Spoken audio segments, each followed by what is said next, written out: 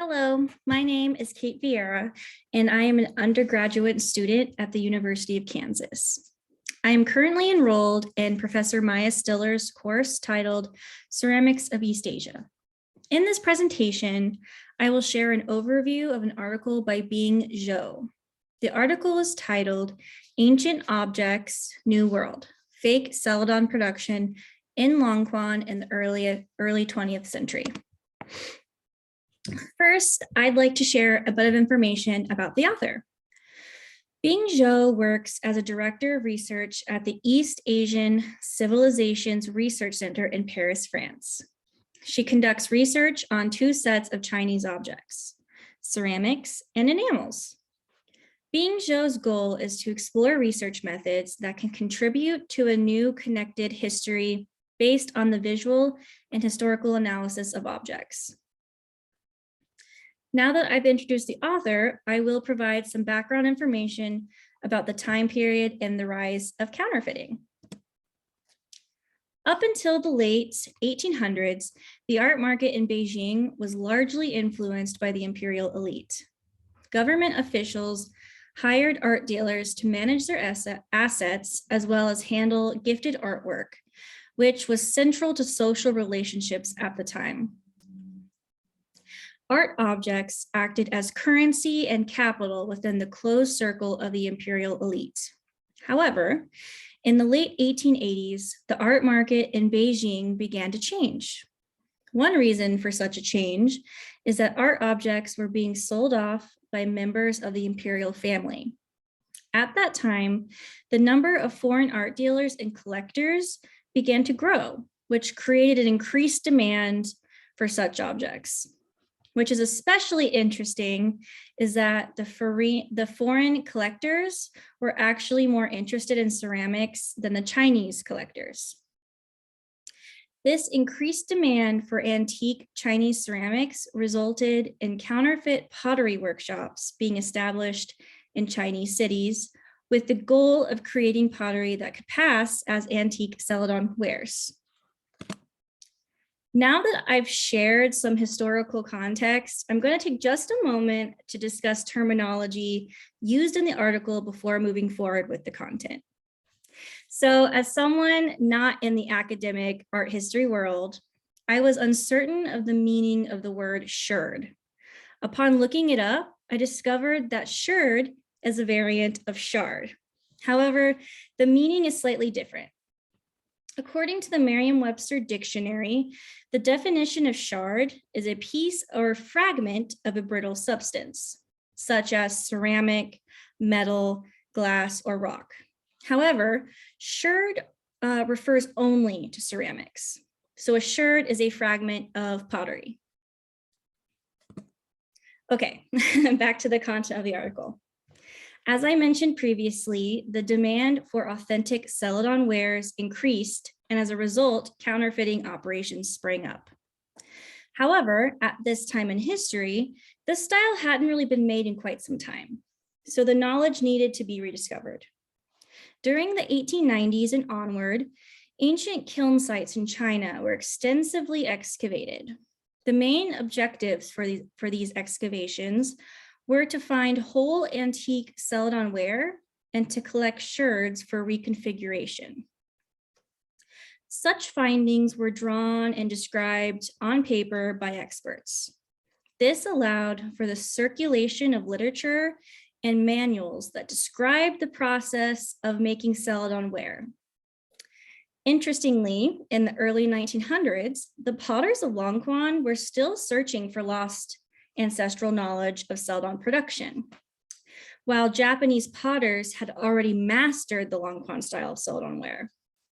Through trial and error, knowledge of the process spread quickly in Longquan, and by the 1910s, Longquan was successfully carrying out restorative work and Celadon production.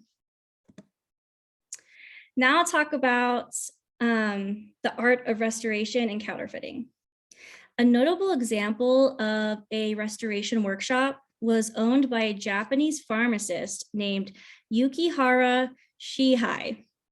In the early 1900s, He spent long periods each year at the Dayao kiln site working on excavations. Some of the ceramic objects he found were incomplete or needed restoration. He conducted extensive reconstructions of these pieces by refiring them to improve the glaze or to add missing elements such as handles and lids, which in turn increased their commercial value.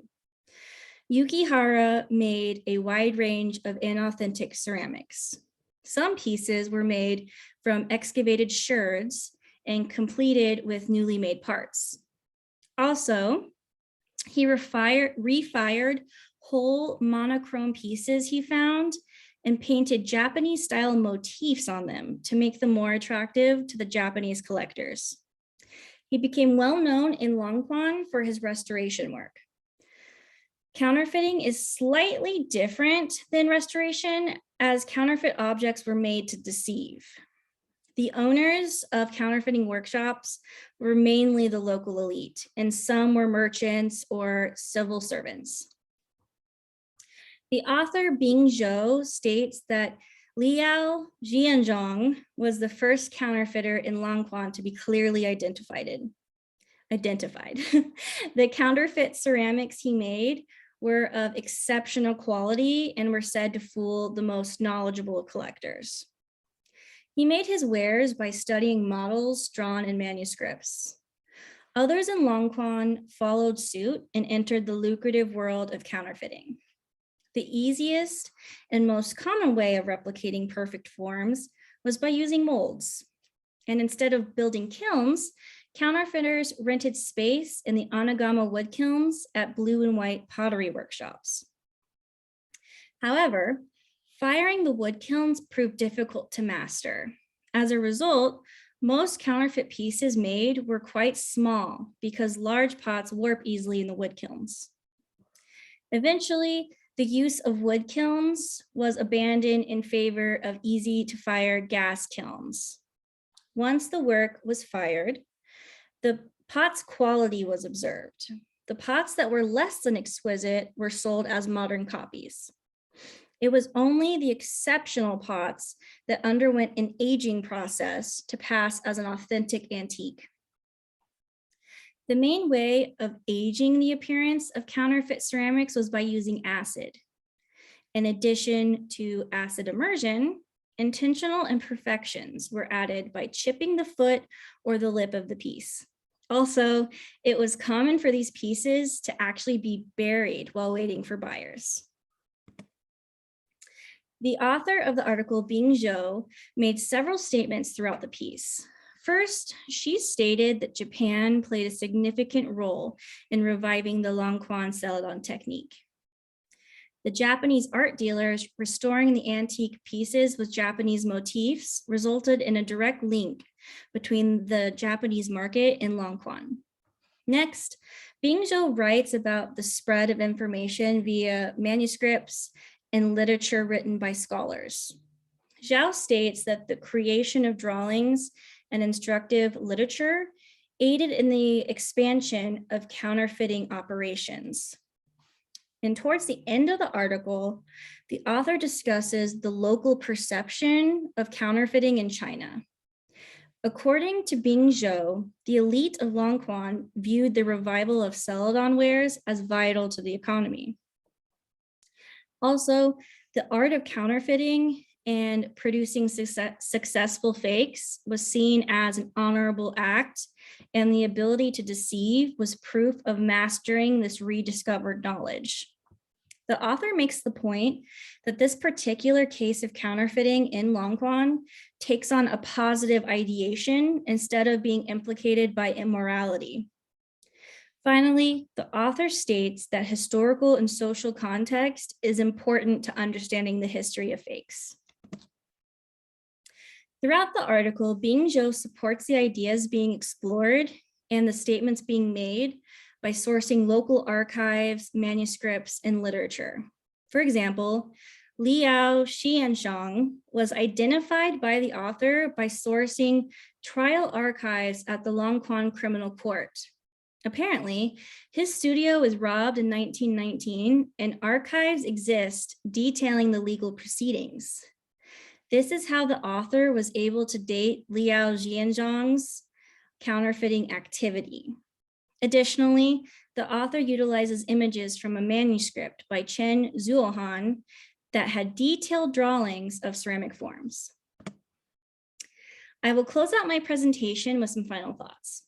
Bing Zhou's article provided a well-researched description of fake celadon production in Longquan.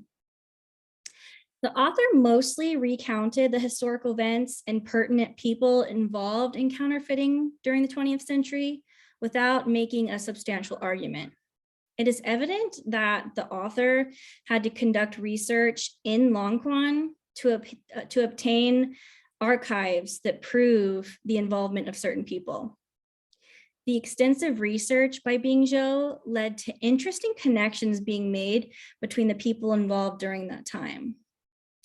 And although the article wasn't necessarily about identifying fakes versus antiques, I felt that more images could have been included, showing authentic celadon ware and its fake duplicate. In conclusion, I thoroughly enjoyed reading this article and the discoveries made by the author. This is the end of my presentation. Thank you so much for watching.